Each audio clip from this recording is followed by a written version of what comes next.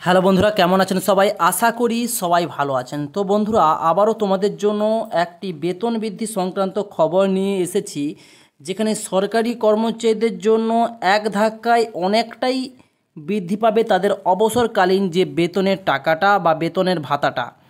তো যেখানে গ্র্যাচুইটির বৃদ্ধি পাবে রাজ্যের প্রতিটি সরকারি কর্মচারীদের জন্য। অ্যাকচুয়ালি গ্র্যাচুইটির বেতন বৃদ্ধিটা কী সেটা আপনাদের সামনে সবার প্রথম তুলে ধরবো। গ্র্যাচুইটি হলো একটা সরকারি কর্মচারী যখন ডেথ হয়ে যাবে, অর্থাৎ মারা যাবে, মৃত্যুকালীন যে টাকা সেটা হতে পারে যদি সে মারা যায়, অথবা সে যখন চাকরি ছেড়ে দেবে, রিটায়ার্ড হয়ে যাবে, তার অবসরকালীন টাকা হিসেবে 20 থেকে 25 লাখ টাকার বেতন ভাতাটাকেই বলা হয় গ্র্যাচুইটি বৃদ্ধি। সেই গ্র্যাচুইটি বৃদ্ধি কেন্দ্র সরকারি কর্মচারীদের জন্য খুশির খবর আনছে সরকারের সপ্তম বেতন কমিশন। কারণ এই সপ্তম বেতন কমিশনের আওতায় কেন্দ্রীয় এবং রাজ্য সরকারি কর্মচারীদের মহার্ঘ ভাতার ফারাক নিয়ে বিতর্ক শুরু হয়েছিল। ফের একবার গ্র্যাচুইটির লিমিট বৃদ্ধি হয়, রাজ্য সরকারি কর্মচারীদের মধ্যে অসন্তোষ বেড়ে গিয়েছিল, অর্থাৎ ঝামেলা বেড়ে গিয়েছিল, যেখানে প্রতিটি সরকারি কর্মচারীদের মধ্যে দ্বিধাবোধ বা দ্বন্দ্ববোধ লেগে গিয়েছিল যে সরকারি কর্মচারীদের, রাজ্য সরকার যারা কর্মচারী তাদের এক ধাক্কায় 12 লাখ টাকার বেশি পায় না, সেখানে কেন্দ্র সরকারি কর্মচারী 25 লাখ টাকা এক ধাক্কায় গ্র্যাচুইটি পাচ্ছে, অর্থাৎ ডবল টাকার একটা ফারাক থেকেই যাচ্ছে। ওয়েস্ট বেঙ্গল ফাইন্যান্স ডিপার্টমেন্টের তরফ থেকে একটা রিপোর্ট বেরিয়েছিল, যেটা 14ই সেপ্টেম্বর 2023-এর ডেট অনুযায়ী। এখানে 2019 সালের একটা রিপোর্ট অনুযায়ী এই গ্র্যাচুইটির বৃদ্ধি সংক্রান্ত একটা রিপোর্ট বেরিয়েছিল, যেখানে এক ধাক্কায় ঠিক কত টাকা রিটায়ারমেন্টের থ্রু বা যদি ওই ব্যক্তি মারা যায় যিনি চাকরি করছেন, তাহলে 12 লাখ টাকার কাছাকাছি কিন্তু এখানে লেখাই রয়েছে 20 লাখ পাওয়ার ক্ষমতা রাখে।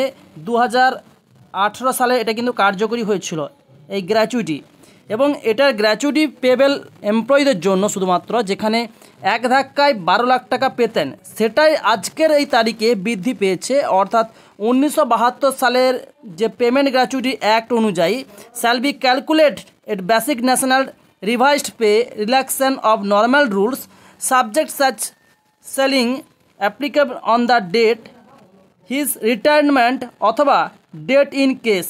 অর্থাৎ দুটা কারণে এই গ্র্যাচুইটিটা পেয়ে থাকেন কর্মচারীরা, যেটা হলো একটা তার মধ্যে রয়েছে, যেটা হলো রিটায়ারমেন্ট অর্থাৎ চাকরি ছাড়ার সময়, অথবা সেই ব্যক্তি যিনি চাকরি করেন তিনি যদি মারা যান, তাহলেই কিন্তু এই গ্র্যাচুইটির টাকাটা পায় তার পরিবার যদি মারা যায়। আর যদি সেই ব্যক্তি অবসরকালীন চাকরি ছেড়ে দেয়, তাহলে কিন্তু সেই টাকাটা সে পেতে পারে।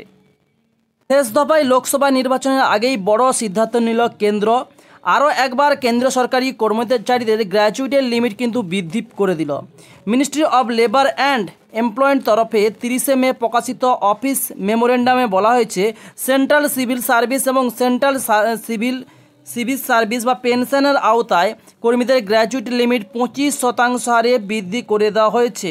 অর্থাৎ যতটুকু কর্মচারীদের পার্সেন্টেজ ছিল গ্র্যাচুইটির লিমিট, তা অনুযায়ী 25% কিন্তু আরও বৃদ্ধি করে দিয়েছে। অর্থাৎ 20 লক্ষ টাকার বদলে গ্র্যাচুইটির অর্থের ঊর্ধ্বসীমা বৃদ্ধি পেয়ে 25 লক্ষ টাকা দাঁড়িয়ে গেছে, যেখানে প্রথম পেত কর্মচারীরা রাজ্য সরকারি কর্মচারীরা 12 লাখ টাকা, সেখানে 25 লাখ টাকা কেন্দ্র সরকারি কর্মচারীদের কিন্তু করে দেওয়া হয়েছে। তো এই 25 লাখ টাকা ধার্য করা হয়েছে, যেখানে অবসরকালীন কিন্তু এই টাকাটা পেয়ে যাবেন। এবং এই বিজ্ঞপ্তি প্রকাশের পরেই রাজ্য সরকারি কর্মচারীদের মধ্যে কিন্তু অসন্তোষের দানা বেঁধেছে, কারণ এখনও পর্যন্ত তাদের গ্র্যাচুইটির লিমিট বৃদ্ধির বিষয়ে কোনো আশার আলো দেখাতে পারেনি রাজ্য। সংশ্লিষ্ট বিষয়ে রাজ্যে কোঅর্ডিনেশন কমিটির সাধারণ সম্পাদক বিশ্বজিৎ গুপ্ত চৌধুরী কেন্দ্রের বিরুদ্ধে বঞ্চনার অভিযোগ করেছেন। তিনি বলেন, সপ্তম বেতন পে কমিশনের সময় গ্র্যাচুইটির ঊর্ধ্বসীমা কেন্দ্রের কর্মীদের ক্ষেত্রে 20 লক্ষ টাকা এবং রাজ্যের কর্মীদের ক্ষেত্রে 12 লক্ষ টাকা ধার্য করা হয়েছিল।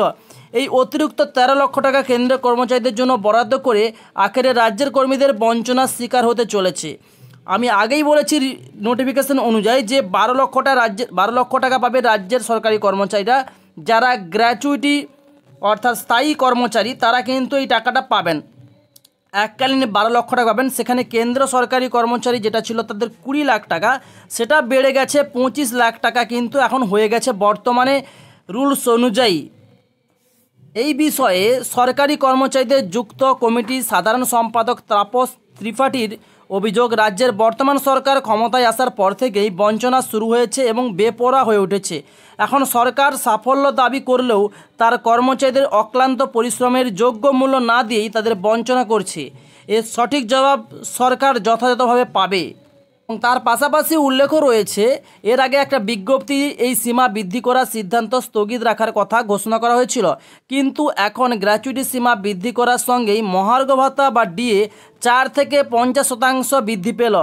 অর্থাৎ যেখানে রাজ্য সরকারি কর্মচারীদের ডিএর পরিমাণ 14% পান মহার্ঘ ভাতা, সেখানে কেন্দ্র সরকারি কর্মচারীদের 50% হারে কিন্তু মহার্ঘ ভাতা পান।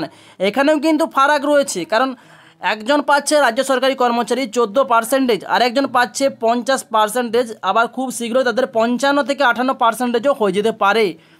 এবং তার পাশাপাশি গ্র্যাচুইটি সীমা বৃদ্ধি করার সঙ্গে মহার্ঘ ভাতা 50% বৃদ্ধি পেয়েছে। এর ফলে কেন্দ্রের কর্মীরা পেনশন সহ অন্যান্য ভাতার ক্ষেত্রে রাজ্য সরকারি কর্মীদের তুলনায় বেশি সুবিধা পেতে চলেছেন। এই বিষয়ে বঙ্গীয় শিক্ষক ও শিক্ষাকর্মী সমিতির সাধারণ সম্পাদক স্বপন মণ্ডল বলেন, কেন্দ্রের কর্মীদের সঙ্গে রাজ্যের শিক্ষক কর্মচারীদের ডিএর মধ্যে 36% পার্থক্য রয়েছে। অর্থাৎ ডিএর পরিমাণে পার্থক্য রয়েছে রাজ্যের সঙ্গে কেন্দ্রের 36%। 36% পার্থক্য রয়েছে। এর সঙ্গেই দ্বিগুণের বেশি গ্র্যাচুইটিরও ফারাক সেই বিভেদে আরও বৃদ্ধি করল। এর উপযুক্ত ব্যবস্থা গণতান্ত্রিক উপায়ে দ্রুত গ্রহণ করা প্রয়োজন। তাহলে বেড়ে হয়ে গেল, অর্থাৎ বেতন এককালীন বেড়ে হলো 20 লাখ টাকা থেকে বেড়ে হলো 25 লাখ টাকা। খুব শীঘ্রই কিন্তু এটার অফিসিয়ালি অর্ডার বেরিয়ে যাবে। তো আজকে ভিডিও কেমন লাগলো সেটা কমেন্টস বক্সে অবশ্যই কমেন্টস করে জানাবেন। ভিডিও যদি ভালো লাগে ভিডিওতে অবশ্যই লাইক, শেয়ার এবং সাবস্ক্রাইব করতে ভুলবেন না। তো thanks for watching my video.